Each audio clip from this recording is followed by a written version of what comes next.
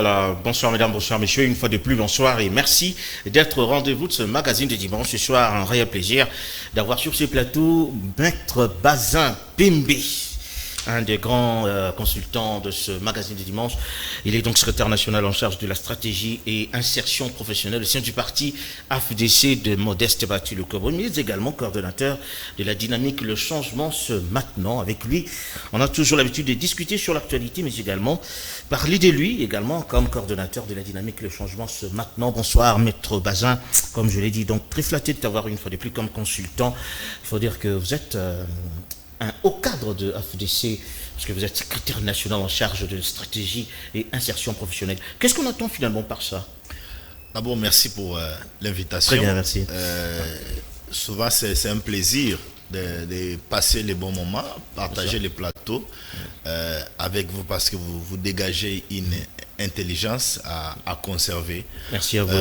Comme vous l'avez dit, Maître Bazin Pembe, je suis secrétaire national chargé des stratégies et insertion professionnelle au sein du parti politique AFDC, et aussi je suis le patron d'une structure politique appelée Dynamique Le Changement, c'est maintenant, qui œuvre en République démocratique du Congo. Voilà, les stratégies et insertion du parti, enfin insertion professionnelle. Qu'est-ce que finalement on attend de cette fonction que vous occupez?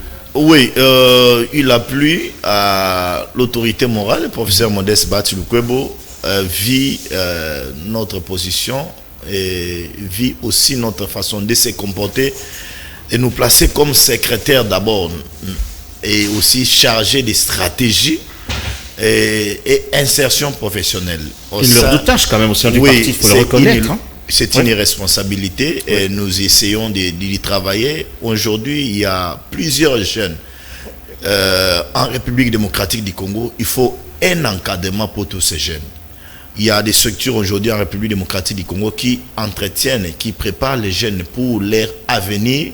C'est pourquoi l'autorité morale a jugé bon de nous placer là, parce qu'il a trouvé à nous des potentialités et nous essayons de faire mieux pour booster ces méga partis politiques AFDC. Qui est plus composé des jeunes actuellement, il faut le dire, il faut le reconnaître également. Mais donc, il faut dire que vous êtes un grand défenseur, soit du régime, comme vous êtes également membre effectif de l'Union sacrée que gère le chef de l'État, il faut le dire de cette façon-là. Donc, merci d'être au rendez-vous. On prend le tout premier élément qui parle du discours du chef de l'État. Nous sommes là au Congrès, c'est-à-dire les deux parlements réunis. Le chef de l'État fait le discours sur l'état de la nation. Image de commentaire. Il a encore servi la nation en garantissant son bon fonctionnement, et le voilà qui vient une fois de plus rendre compte à qui de droit. Dans la salle de congrès ce samedi, c'est la République représentée qui l'attendait. Une République privée d'une partie d'elle, lui arrachée de la manière la plus lâche, notamment à Kichiché par les ennemis de la paix. Des compatriotes pour qui le président Félix Antoine Tshisekedi va solliciter un moment de silence dès les premiers paragraphes de son discours. La défense de l'intégrité territoriale, c'est le défi majeur que l'année 2022 a présenté au pays, avec une guerre d'agression lui imposée par le Rwanda et qui a trouvé de Congolais plus que unis, faisant face de manière remarquable, a souligné le président de la République. Ce que nous endurons présentement n'est qu'une épreuve qui ne doit nullement nous affecter. Soyez rassurés que nous allons surmonter la tête haute. Retraçant la démarche diplomatique et militaire entreprise contre cette guerre, le chef de l'État a félicité les parlementaires pour avoir qualifié le M23 de groupe terroriste et garanti par une loi le non-brassage des rebelles dans les forces armées de la République. La réinsertion professionnelle des ex-rebelles congolais grâce au programme DDRCS et l'encadrement de jeunes délinquants par le service national, c'est cette démarche que privilégie le pays, a-t-il poursuivi. 2023 sera essentiellement une année électorale. D'un temps rassurant, le président Félix Antoine Tshisekedi a exprimé sa fierté de constater que le gouvernement finance à 100% le budget des élections avant de lancer un appel général à l'enrôlement. Dans les lignes de son discours, le chef de l'État a mis un accent sur la qualité de décision de justice, le comportement de ses acteurs et les mots qui rongent le secteur de la justice en rappelant les efforts qui sont générés pour y remédier. Que dire alors de l'économie du pays en 2022? À la question, le chef de l'État répond en une courte phrase. Elle se porte de mieux en mieux. Si Félix-Antoine Tshisekedi ne balbutie, c'est parce que le tableau économique corrobore ses affirmations. Avec une bonne mobilisation de recettes qui fait hocher la tête du FMI, le pays a développé une résilience face aux conséquences économiques de la crise russo-ukrainienne. Une économie qui, selon le président Tshisekedi, vivra bientôt ses meilleurs jours avec la mise en valeur de blocs pétroliers et gaziers, mais aussi avec le programme énergétique qui présente déjà des résultats. De l'Union africaine à la CEAC en passant par la SADC, la RDC a mené des actions d'envergure en 2022 pour asseoir son leadership sur le plan continental. Dans un discours interrompu à plusieurs reprises par de salves d'applaudissements, le garant de la nation a renseigné des actions menées dans le cadre de l'amélioration du climat des affaires, de la lutte contre la corruption, de la santé avec la couverture santé universelle qui fait son chemin, de l'éducation avec la gratuité de l'enseignement de base qui change le destin de plusieurs enfants et enseignants, de l'ambitieux programme de 145 territoires, ainsi que de l'évolution de la participation de la femme dans les instances de prise de décision. Parlant de la femme, le chef de l'État Félix-Antoine Tshisekedi a encore une fois félicité l'Assemblée nationale pour la finalisation de la loi portant réparation des victimes de violences sexuelles basées sur le genre. Une initiative portée par la première dame de la République, Denise Nyakirou Tshisekedi, championne des Nations Unies sur la question. Avant de boucler son discours diagnostic de l'année 2022, le commandant suprême de Forces armées de la République a réarmé moralement ses compatriotes appelés à faire face aux défis que lui impose le destin. L'année 2023 qui s'annonce est en elle-même porteuse de bien de choses qui se révéleront certainement très édifiantes pour notre pays. Je reste convaincu qu'en ce moment où certains paradigmes sont en train de changer fondamentalement dans la perception du monde, il sied de réunir toutes les intelligences de notre nation dans une cohésion réelle en vue d'une riposte appropriée à ce défi sécuritaire et enfin jeter les jalons d'un Congo émergent. Rassuré d'avoir fait le plein d'une confiance renouvelée des siens, le fervent serviteur du peuple répare au cœur de l'action pour une nouvelle année qui s'annonce plus que déterminante.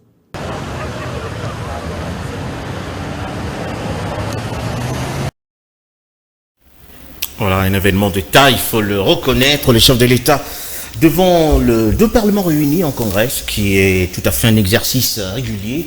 Le chef de l'État fond, je veux dire, avant la clôture de l'année, il faut dire quand même que le chef de l'État a peint, il faut dire, un tableau plus ou moins rayonnant, je veux dire, de la RDC. Mais il y a encore des questionnements autour de points qui ont trouvé refuge, c'est pas dans son discours, des points énumérés par le chef de l'État, notamment la justice, l'économie, l'éducation. Il faut quand même dire qu'il y a une sorte de, je veux dire, des dichotomies, je veux dire, entre ce que le chef de l'État dit et ce que le Congolais lambda vit. Je veux dire, comprend ce que dit le chef de l'État, mais au fond, les choses ne sont pas vraisemblablement vraies par rapport à la situation que traverse la RDC. Quel est votre point de vue par rapport à ça?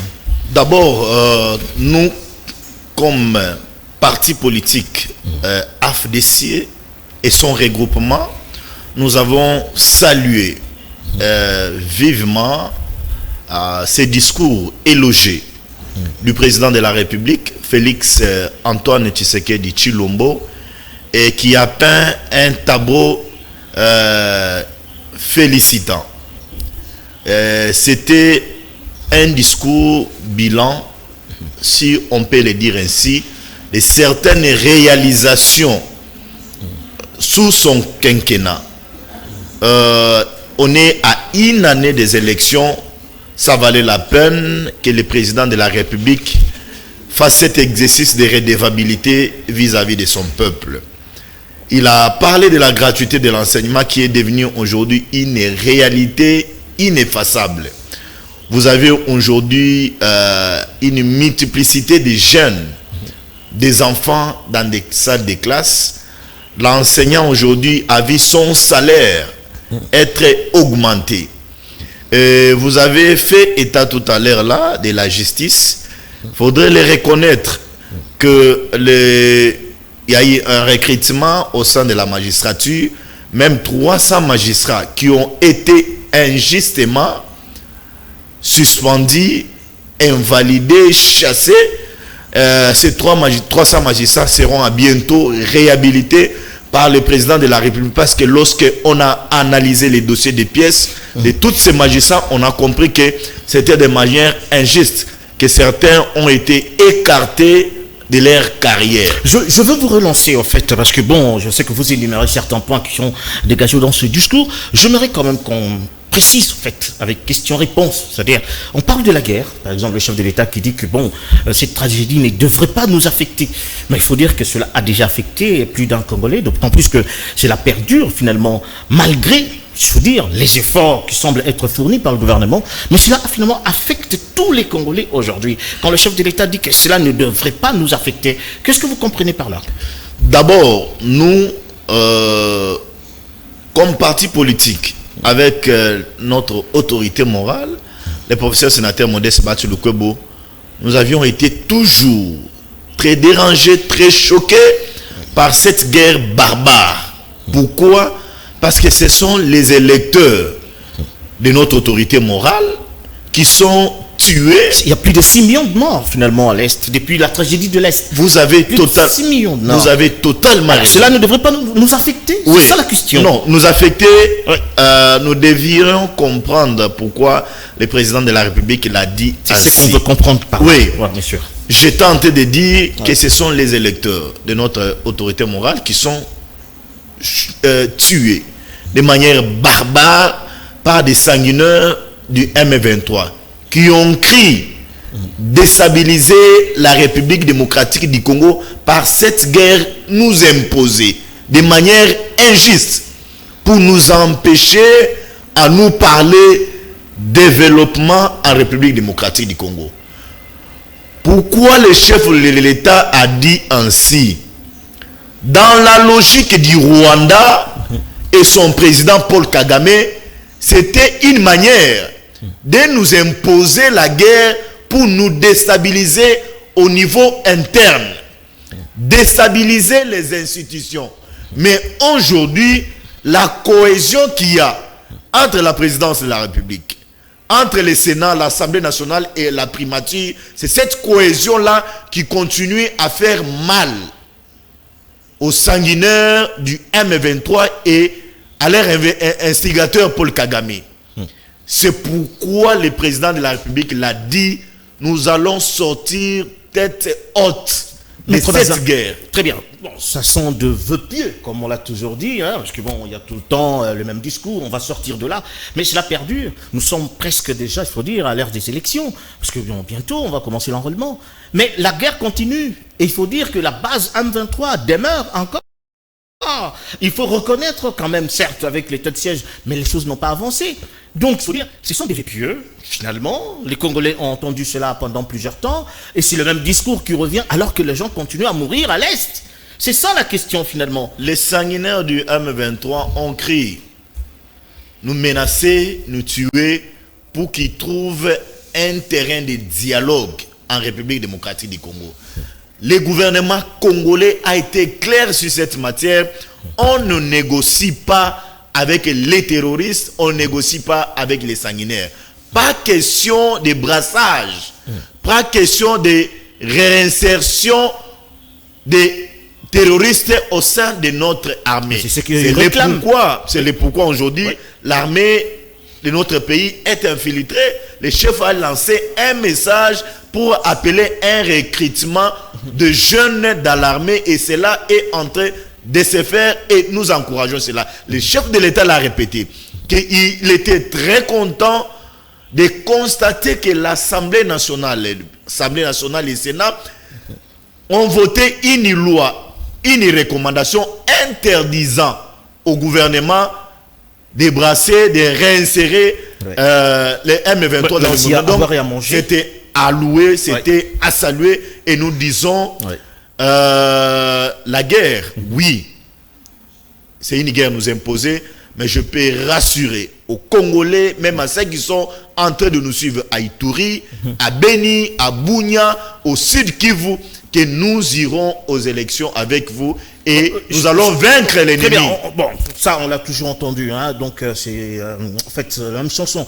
On prend l'économie, enfin on prend peut-être une minute pour ça, l'économie, quand le chef de l'État dit que bon, les choses semblent à l'économie et plus ou moins florissantes. C'est ça en fait le discours du chef de l'État.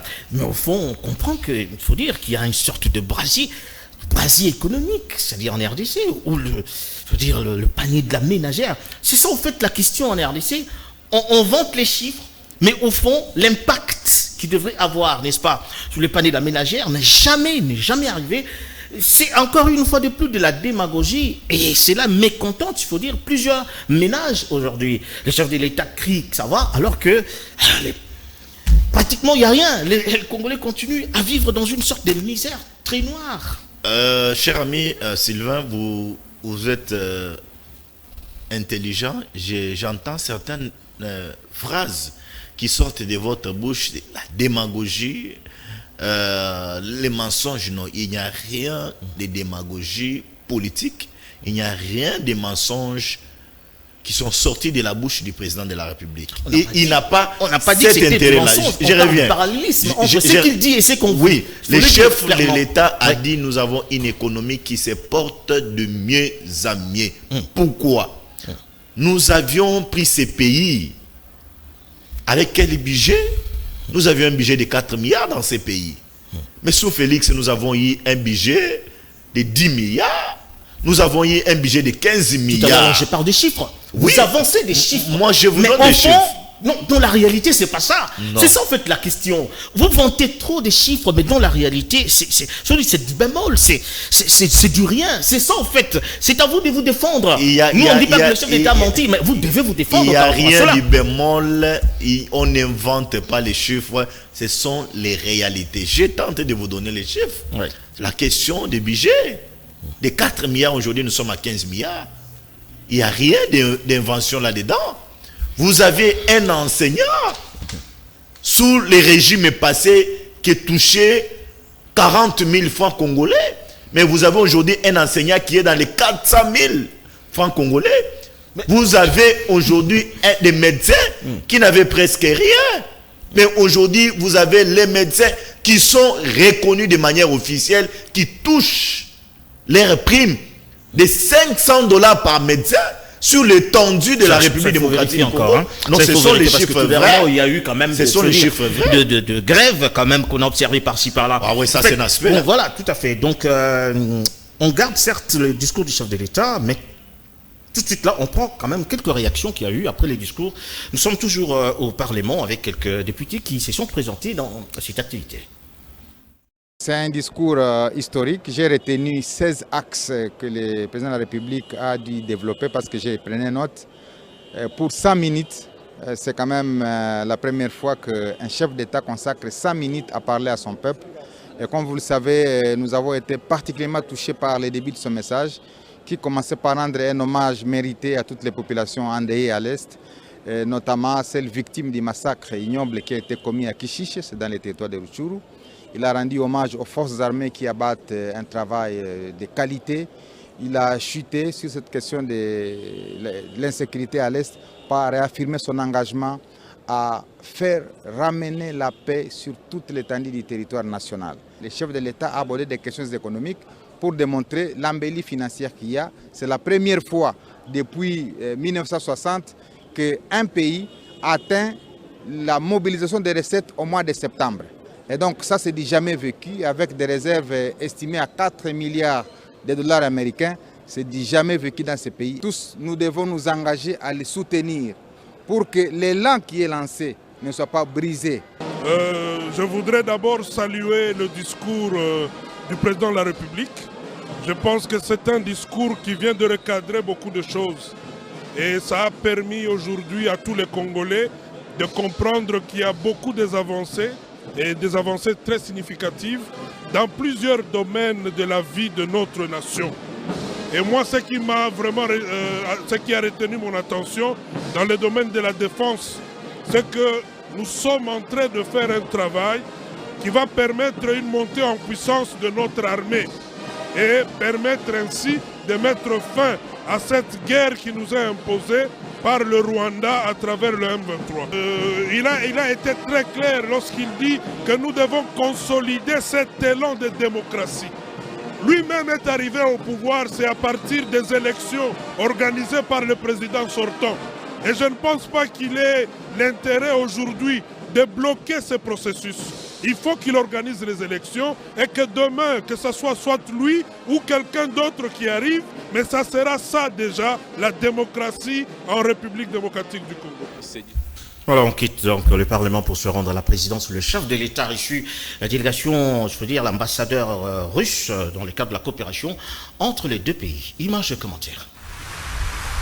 C'est une visite de réconfort et de soutien au président Félix Antoine Tshisekedi Tshilombo et le peuple congolais. Je viens d'être reçu par le chef de l'État et premièrement, je lui ai exprimé de la part du président de la Fédération de Russie, Vladimir Poutine, ses sincères condoléances suite au massacre de Kichiché, là où on a péri quelques centaines de Congolais. C'est vraiment une très grande tragédie. Et puis on a parlé de la coopération bilatérale entre la RDC et la Russie, notamment de la conclusion des accords dans le domaine de l'éducation ainsi que dans le domaine de la coopération entre nos centrales électorales. À en croire Alexei Santebov, une enquête approfondie devrait s'ouvrir d'urgence à ce sujet. La position de la Russie par rapport à l'agression rwandaise est très claire. La position de la Russie elle est très claire. Elle a été exprimée dans la déclaration officielle de mon ministère suite au massacre de Kichiché. La Russie a appelé à ouvrir l'enquête approfondie sur ce sujet pour savoir des causes vraiment de ce qui s'est passé au Nord Kivu. Nous sommes vraiment très préoccupés par les activités des groupes armés à l'est du pays et moi j'ai exprimé plusieurs fois notre préoccupation pendant mes rencontres avec les gouverneurs militaires de la province ainsi qu'avec les autorités centrales de Kinshasa.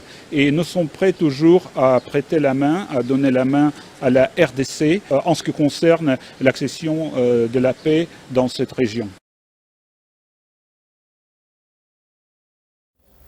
Voilà, tout à l'heure là. On prend donc le chef de l'État qui a reçu les lettres de créance du nouvel ambassadeur du Ghana en République démocratique du Congo. Image de commentaire. Entre Kinshasa et Accra, les relations diplomatiques sont au beau fixe. En témoigne la cérémonie de présentation des lettres de créance ce vendredi au palais présidentiel de Mongaliema d'un nouvel ambassadeur du Ghana en RDC. Paré de ses vêtements traditionnels, Kwaku Domfe a remis dans la solennité la plus totale ses lettres de créance au président de la République Félix Antoine Tshisekedi Tshilombo. Un document qui l'accrédite officiellement comme ambassadeur extraordinaire et plénipotentiaire de la République du Ghana en RDC. Il a par la suite eu un entretien cordial avec le chef de l'État. Des échanges qui ont permis de fixer l'horizon d'une coopération resserrée entre les deux pays. Et comme le veut la tradition, ce diplomate a immortalisé ces instants en écrivant quelques mots dans les livres d'or. Âgé de 62 ans, Kwaku Domfe est un professionnel motivé et doté des qualités de leadership dynamique et a une connaissance approfondie des opérations de renseignement et de contre-espionnage. Outre son background dans le domaine des renseignements, il dispose aussi d'un certificat de formation avancée en économie des comptoirs. En octobre dernier, lors d'une visite à Accra du président Tshisekedi, le Ghana, à travers son président Nana Addo Dankwa Akufo-Addo, avait exprimé toute sa disponibilité à apporter son appui diplomatique à la RDC dans la résolution de la crise sécuritaire dans l'Est de la République démocratique du Congo.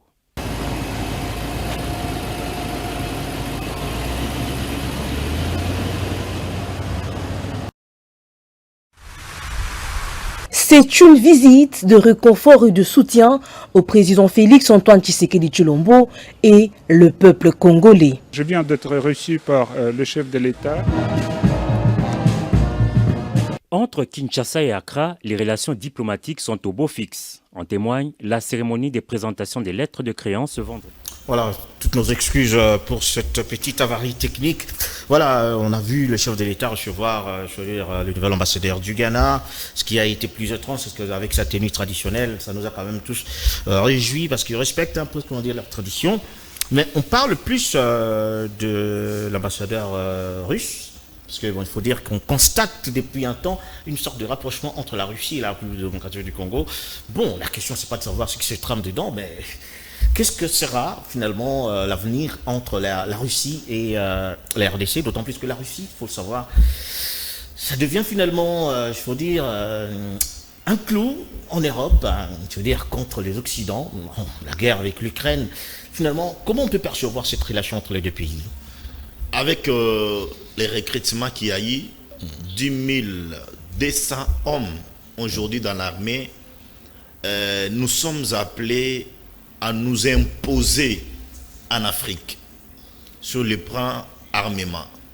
Et pour ce faire, nous avions intérêt aussi à harmoniser nos relations diplomatiques avec certains pays, entre autres la Russie, qui ne laisse pas la République démocratique du Congo. À chaque fois, nous avons des problèmes. Nous sentons la bonne collaboration entre la République démocratique du Congo et la République de Russie, et par le biais de leur ambassadeur résident ici en République démocratique du Congo.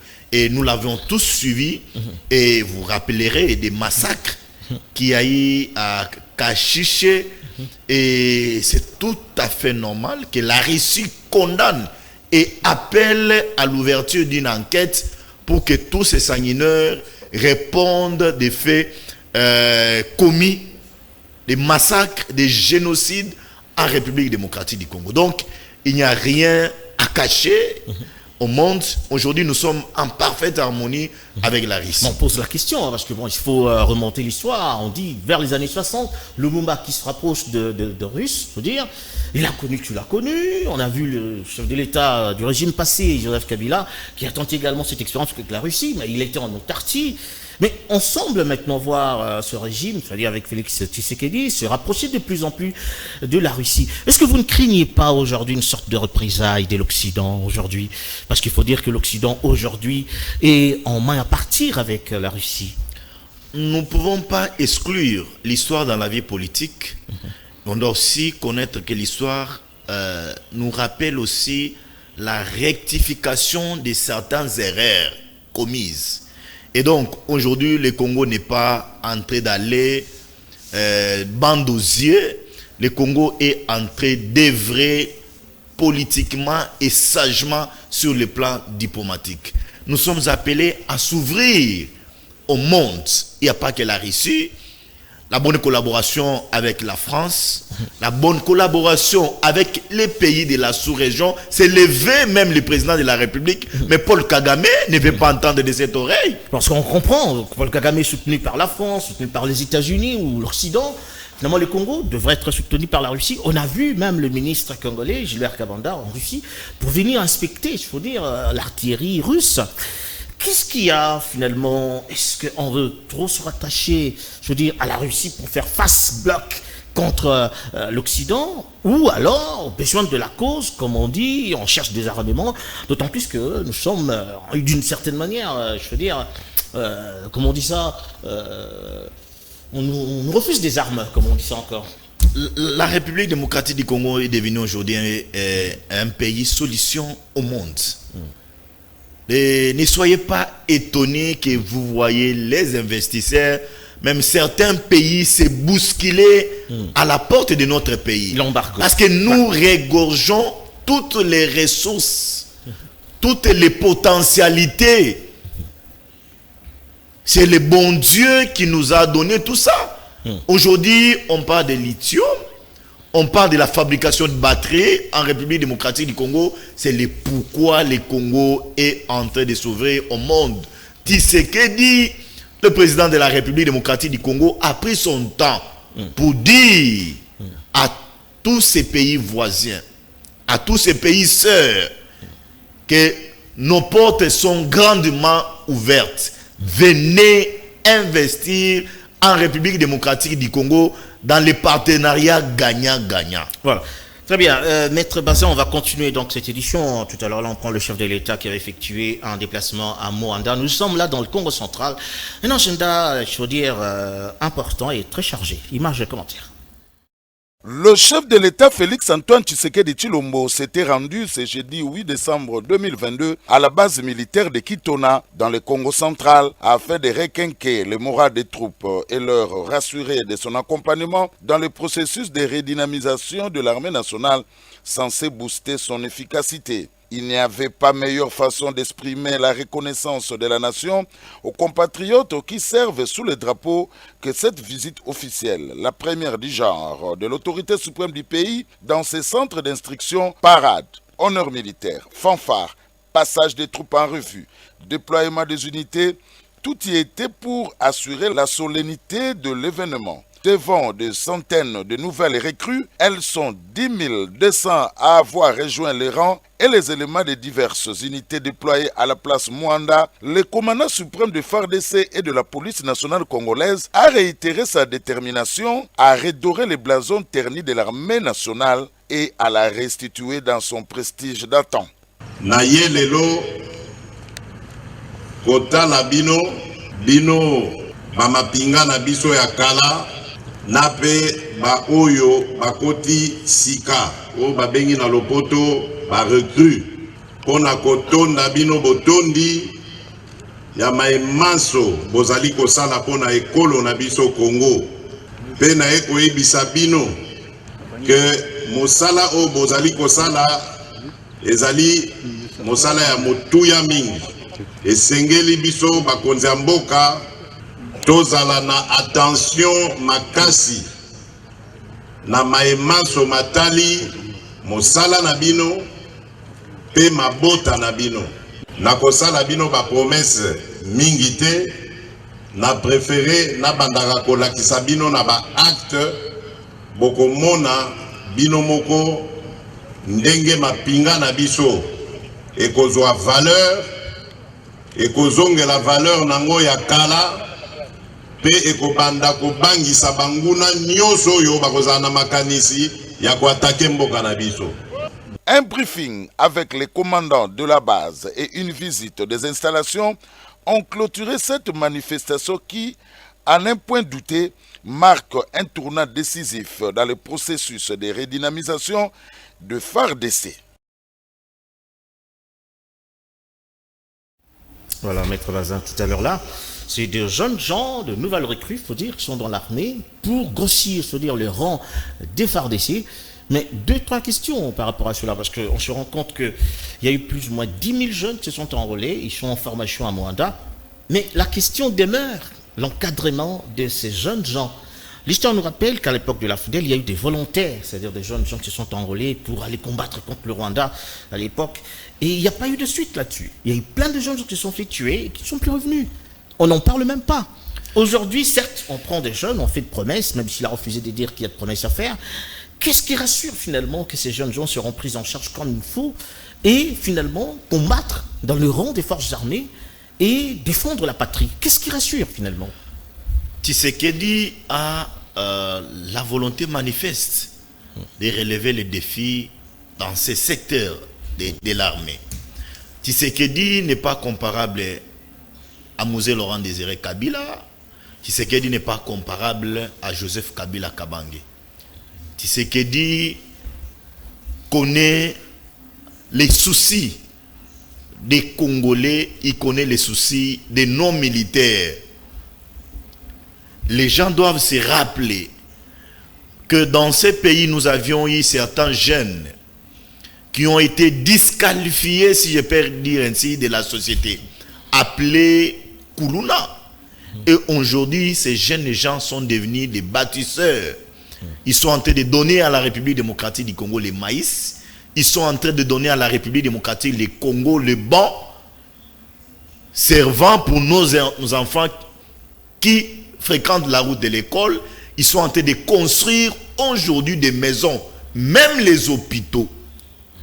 Le chef de l'État ne s'est pas limité qu'à visiter, à parler avec les recrues. Non, il a visité même les dortoirs voir à quelles conditions tous ces jeunes gens qui ont accepté de servir la patrie mangent, ils dorment comment. Il ne s'est pas limité que là, vous allez vous rappeler qu'il a visité même les ports de Banana aujourd'hui en construction. Et là, j'ouvre une parenthèse, mon cher ami Sylvain. Lorsque vous faites Kasumbalesa Sakanya, il y a une route construite de manière professionnelle. Lorsque vous arrivez à Sakanya, vous voyez les ports secs de Sakanya, construits sous Félix-Antoine Tshilombo Tshisekedi. Vous direz, c'est un président de la République qui aime la République démocratique du Congo. Mais nous disons, nous ne sommes pas encore arrivés, parce que nous avons trouvé le Congo dans un trou profond. Nous sommes en train de travailler petit à petit, que les Congolais nous renouvellent sa confiance en 2023, renouvellent sa confiance à la personne de Félix-Antoine Tshilombo Tshisekedi, et nous allons faire le mieux, nous serons enviés au monde. Maître Bazin, ça c'est de beaux discours que vous tenez, mais il faut quand même reconnaître que le miroir de l'armée est confus. On sait qu'il y a eu plusieurs infiltrés dans l'armée, d'ailleurs, on a toujours dénoncé cela, mais comment marier finalement, je veux dire, ce repli, je veux dire, comment le dire, c'est-à-dire ce nombre important de jeunes que vous mettez dans l'armée et tous ces infiltrés qui sont en train de travailler et de trahir le pays. Pourquoi ne pas commencer, je veux dire, la bonne question, pourquoi ne pas commencer par, je veux dire, assainir l'armée? Je dis assainir l'armée, c'est-à-dire même faire les états généraux de l'armée. Pourquoi ne pas commencer par là? Extirper les infiltrés et bomber finalement, je veux dire, le nombre des recrues. Il y avait une nécessité de recruter dans l'armée. Avant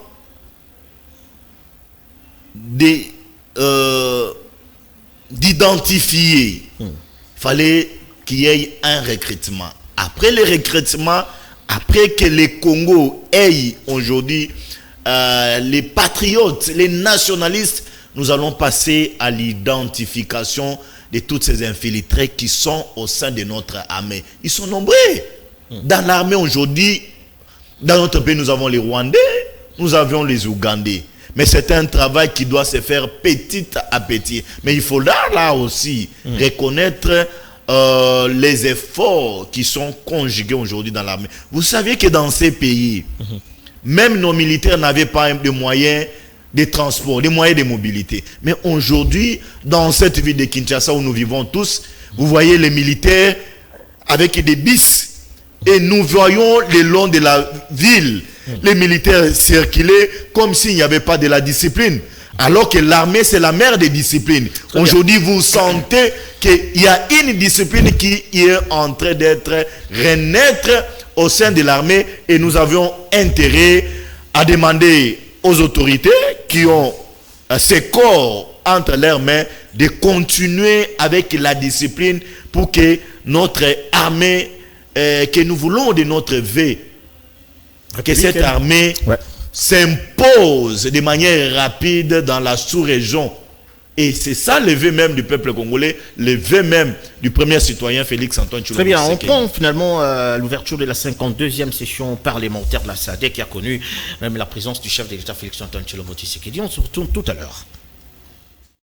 Il s'est ouvert ce lundi 5 décembre 2022 dans la salle des congrès du Palais du Peuple à Kinshasa, la 52e assemblée plénière du Forum parlementaire de la SADC.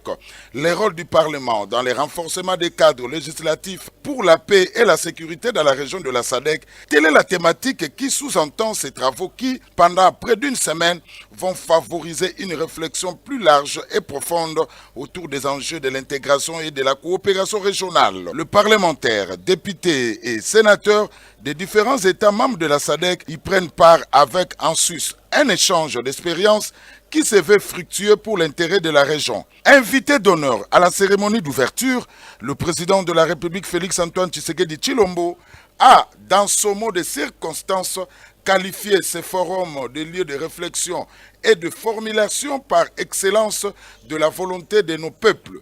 En sa qualité de président en exercice de cette organisation sous-régionale et eu égard aux prérogatives qui en découlent, il a assuré les parlementaires de la SADC de son soutien et de son accompagnement dans son processus de mutation du forum parlementaire de la SADC en un parlement sous-régional. Parlant de l'agression nous perpétrée par le Rwanda, nous n'avons jamais cessé et jamais nous ne cesserons de condamner cette aventure belliqueuse, ignoble, avec la plus grande véhémence. Nous ne cesserons en outre d'exiger le retrait immédiat et sans condition des troupes rwandaises et du M23 des territoires congolais. L'allocution du chef de l'État a été précédée par les mots de bienvenue du président en exercice du forum parlementaire de la SADC, l'honorable Mbosso Kodia, qui a appelé les États membres à venir à la rescousse de la RDC, ployant sous l'indifférence d'une communauté internationale complice. Le Premier ministre Samalou Kondé, le président du Sénat Modeste Bahati, les députés et sénateurs des États membres et d'autres invités ont pris part à cette importante manifestation. Voilà, on retourne en Nairobi. Là, on parle de quelques impondérables qui ont brimé ces assises. Il faut dire quand même qu'il y a eu quelques inquiétudes. Image et commentaires. La délégation présidentielle présente aux consultations de paix de Nairobi déplore avec regret la campagne de désinformation menée par des personnes visiblement mal intentionnées au sujet de la prise en charge des participants aux travaux de Nairobi 3. La délégation présidentielle au processus de Nairobi 3 tient à fixer l'opinion sur ce qui suit. 1. Les pourparlers de Nairobi ont été organisés par la communauté de l'Afrique de l'Est EAC. 2. C'est donc l'EAC qui a assuré les transports, l'hébergement et la restauration des délégations venues des provinces de Lituri, Nord Kivu, Sud Kivu, Maniema et Tanganyika. 3. La réclamation de per diem par le membre des groupes armés observés ce lundi 5 décembre a été adressée au facilitateur désigné de la CAE, M. Uhuru Kenyatta, qui a promis d'y donner suite. 4. La dénonciation publique faite par le facilitateur a été adressée à l'équipe d'organisation de la CAE dont ne fait pas partie la délégation de Kinshasa. 5. Il vous souviendra que la délégation présidentielle présente à Nairobi avait dénoncé en premier quelques points faibles dans l'organisation matérielle de ces assises, notamment les choix du matériel de sonorisation et traduction venus du Rwanda. 5. La délégation présidentielle tient à préciser qu'elle n'a jamais reçu de fonds à distribuer aux participants des groupes armés. 6. Et enfin, elle invite l'opinion à ne pas faire foi aux rumeurs non fondées répandues par des ennemis de la République. Voilà, cette fois-là, on prend la CENI avec son rapporteur, Madame Patricia Seya, qui tacle son président, il faut dire. Il a émis des inquiétudes par rapport au calendrier qui a été publié par cette institution. Un image et commentaire. Patricia Seya, rapporteur de la CENI, aurait taclé son président Denis Kadima Kazadi à travers sa dernière correspondance. L'assertion serait corroborée par le silence presque coupable ou complice des autres membres du bureau Denis Kadima. Pour l'Église du Christ au Congo SCC, la turbulence actuelle à la CENI ne garantit pas du tout le succès du processus électoral. Nous étions tous surpris. C'est vrai que nous n'avons pas encore l'authenticité de ces documents. Nous continuons à vérifier. Néanmoins, avoir une réaction de la rapporteure de cette tranche et dans ces contextes et sur une question aussi sensible qu'est le calendrier, ça nous inquiète au plus haut point. Nous pensons qu'ils vont régler les différends à leur niveau, mais cela n'empêche à l'opinion publique que nous sommes, et les experts électoraux, comme vous l'avez dit, à questionner justement la question du délai. Parce qu'il faut le dire, même dans nos discussions en bilatéral avec M. Kadima, nous avions soulevé cette préoccupation de dire 3 mois sont quand même insignifiants par rapport déjà à la projection de la feuille de route élaborée par eux-mêmes, mais aussi à l'expérience des 2018, 11 et 6. Au-delà de toute considération, il revient à la CENI actuelle de dépoussiérer ces tiroirs et offrir à la nation ainsi qu'électorale dépourvue d'impureté et d'irrégularité. qu'ils ont la responsabilité de faire un travail qui pourrait nous éviter tout soupçon. Deuxièmement, nous avions insisté sur l'intégrité du processus. Et parlant de l'intégrité, ça touche également à l'opérationnalité. Compte tenu de toutes les réalités, les contraintes de notre pays, 3 mois, c'est quand même irréaliste. Alors, ils nous ont donné un certain nombre d'assurances. Nous continuons. Pour nous, notre option, c'est de dire, ils ont publié leur calendrier. Nous faisons notre travail, c'est lui d'observer et on va voir ce que ça va donner. Mais rassurez-vous que les essais n'est pas distrait. Maître Barzin, tout à l'heure là, donc on a parlé de la CENI. Il faut dire quand même que ça commence mal avec la CENI, parce que le rapporteur qui dit il n'est pas tout à fait d'accord avec les calendriers. 3 mois, selon l'expérience, mais les calendriers prévoient 1 mois pour l'enrôlement des électeurs. Est-ce que vous ne pensez pas qu'il a raison quelque part? L'interlocuteur direct entre la CENI et le gouvernement, c'est M. Denis Kadima. Et donc, le fait par Kadima de publier les calendriers électoraux, c'était Miri. Je ne vois pas Kadima amener les mensonges et les mettre à la place publique. Il faudra aussi prendre l'aspect soulevé par Mme Seya d'une contradiction démocratique. Ça veut dire? C'est-à-dire qu'elle est du bureau de la CENI, elle peut émettre un point de vue.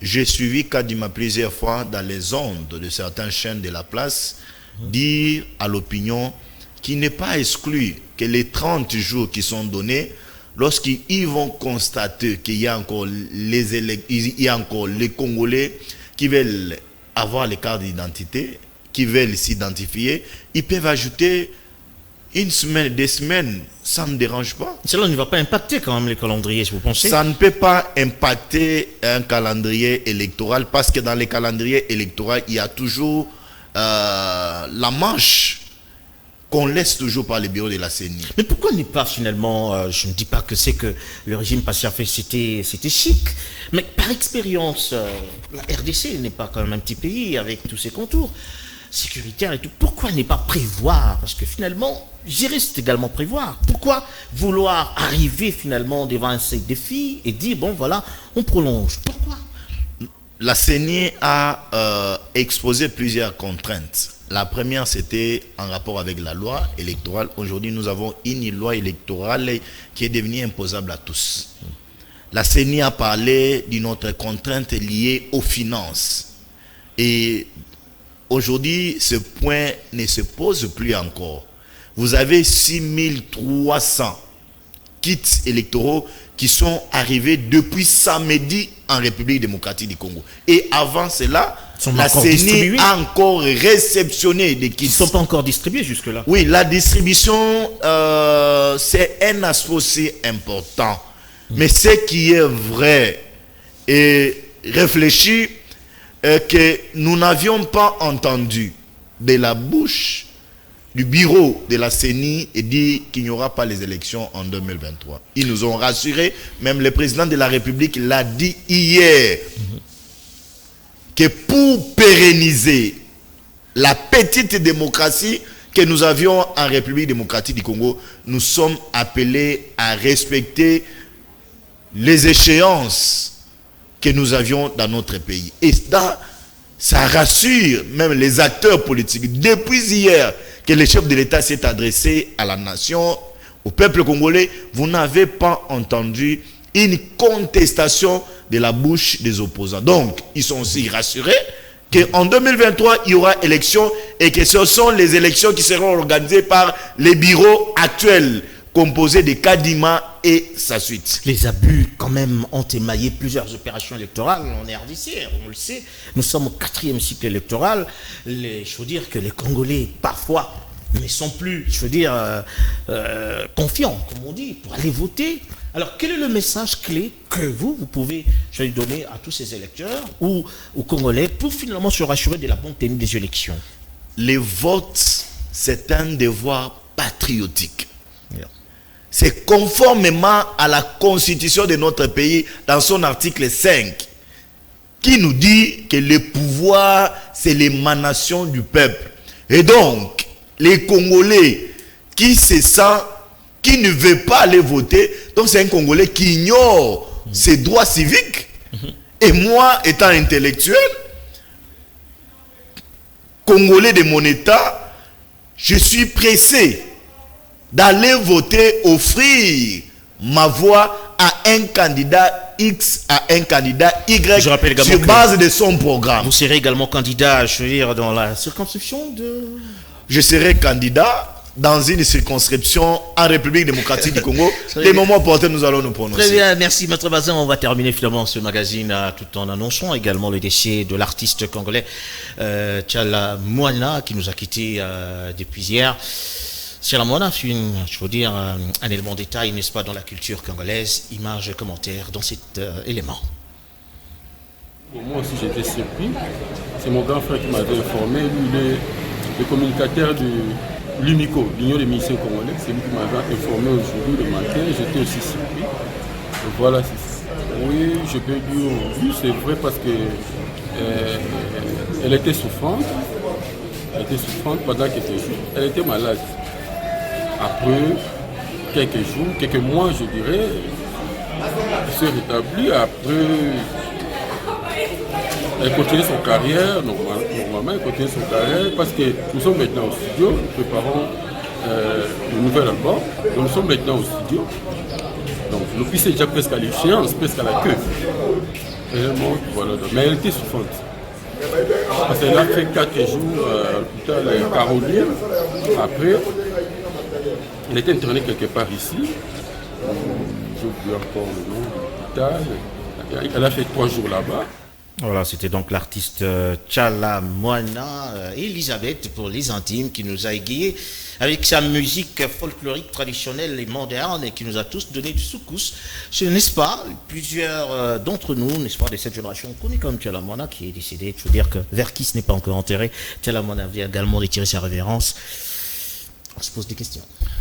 Paix à son âme, mais l'unique conseil à ce qui nous reste, nous avons des icônes dans cette ville, en République démocratique du Congo. Je peux leur demander de faire la différence entre la musique et la politique. Un musicien, bien sûr que la politique intéresse tout le monde, mais la musique, c'est un moyen le plus facile pour vendre son image. Bien, merci Maître Bazin, paix à son âme, Madame Tchala Moana. Et merci Maître Bazin une fois de plus. Merci beaucoup pour l'invitation. Merci à vous également qui nous avez suivis de partout. Merci à Serge Makosso, à Freddy Soumaïli, à Soule Mboyo, ainsi qu'à Tony Bina pour sa réalisation. Je vous retrouve demain à 19h sur Canal King Télévision. Bonne suite des programmes.